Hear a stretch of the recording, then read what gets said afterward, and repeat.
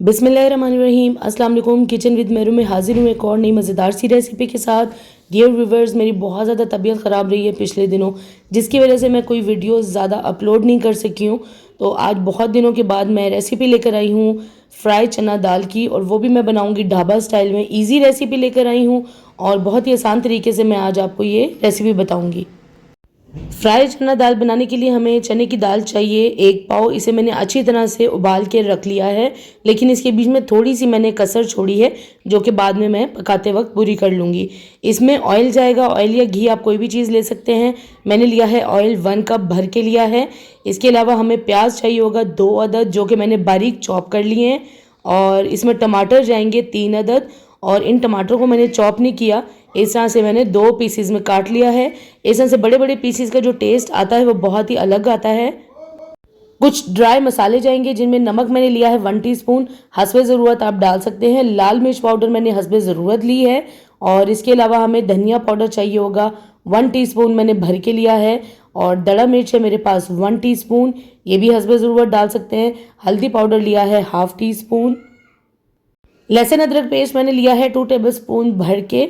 और इसके अलावा इसमें जाएंगे चिकन क्यूब्स, ये मैंने 2 अदद लिए हैं। ऑप्शनल है, अगर आप डालना चाहते हैं तो डाल लें, नहीं तो आप स्किप कर लें।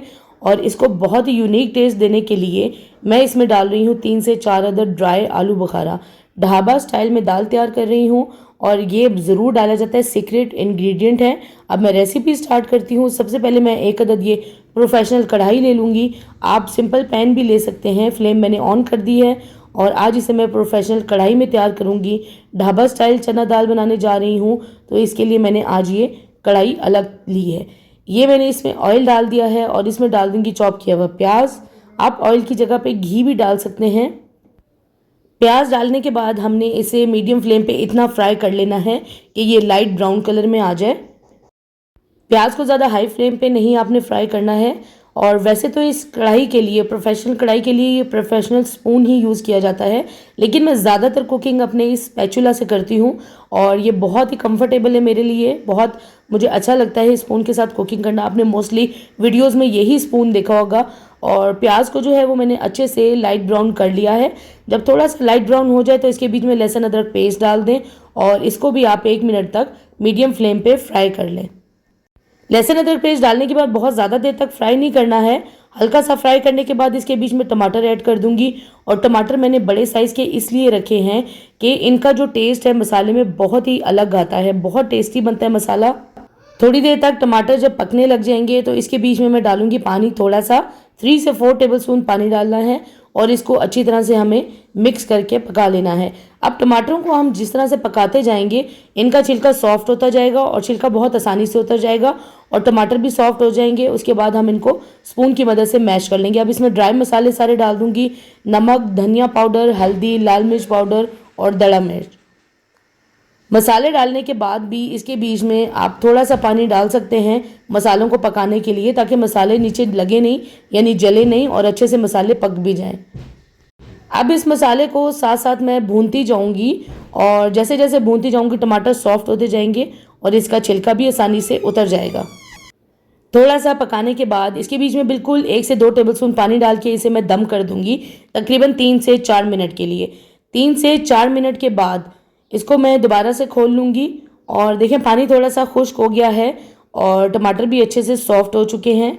और थोड़ा सा मिक्स करने के बाद इसे 2 मिनट के लिए दोबारा दम कर दूँगी। दोबारा से दम करने के बाद अब ढक्कन उठा दिया इसके ऊपर से, और पानी तकरीबन खुश्क हो गया है, तेल निकल आया है। अब इसके ऊपर से जो छिलका है वो देखें आसानी से ये उतर जाएगा। अब टमाटरों को जो है वो स्पून की मदद से मैश भी करती जाऊंगी, और साथ साथ मैं इसकी भुनाई करती रहूंगी। इस मसाले को बहुत अच्छे तरीके से अगर आप भून लेंगे तो फ्राई चना दाल बहुत ही टेस्टी बनेगी। इस टाइम पे इसमें डाल दूंगी मैं ये ड्राई आलू बुखारा। और ये ड्राई आलू बुखारा डालने का मकसद ये है कि मैं ढाबा स्टाइल बना रही हूँ। ढाबे पे जो चना दाल तैयार की जाती है उसमें ये आलू बुखारा डाला जाता है, जिससे ढाबा स्टाइल की जो चना दाल होती है उसका टेस्ट बहुत यूनिक बनता है। अब मसाले को हमें अच्छे से भून लेना है। भूनने के बाद इसमें चिकन क्यूब्स डाल दिए हैं, ये ऑप्शनल है, अगर आपके पास है तो डाल लें, नहीं तो स्किप कर दें। और थोड़ी सी मैं इसके बीच में डाल दूंगी ये हरी मिर्च कटी हुई, और थोड़ा सा लंबाई में कटा हुआ अदरक। अब 3 से 4 मिनट तक मैं इसे पकाऊंगी मसाले को। ज़्यादा देर तक अब इसे पकाना नहीं है क्योंकि हमारा मसाला बहुत अच्छे से भुन चुका है। इसका पानी खुश्क हो गया है और तेल निकल आया, आप देख सकते हैं बहुत ही ज़बरदस्त कलर आया है। इसके बीच में डाल दूंगी मैं उबली हुई चने की दाल, और ये मुकम्मल तौर पर उबली हुई नहीं है, इसे मैंने 90% गला लिया था और 10% छोड़ दिया था कि मैं मसाले में इसे कसर पूरी कर दूंगी। जैसे जैसे चना दाल की भुनाई होती जाएगी, जो बाकी इसमें कसर बाकी है गलने में वो भी पूरी हो जाएगी और चना दाल अच्छे से पक जाएगी। अब इसके बीच में मैं डाल दूंगी थोड़ा सा पानी, और इतना पानी डाला है कि मैंने दाल को मुकम्मल तौर पर गलाना है, बहुत ज़्यादा नहीं डालना। अगर आप इसमें थोड़ी ग्रेवी चाहते हैं तो अपने हिसाब से पानी ज़्यादा डाल सकते हैं।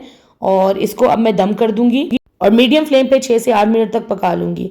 अब देखें 6 से 8 मिनट के बाद हमारी जो चना दाल है फ्राई ढाबा स्टाइल वो बिल्कुल तैयार हो गई है, और आप देख सकते हैं बहुत ही ज़बरदस्त कलर आया है और बहुत ही ज़बरदस्त खुशबू आ रही है।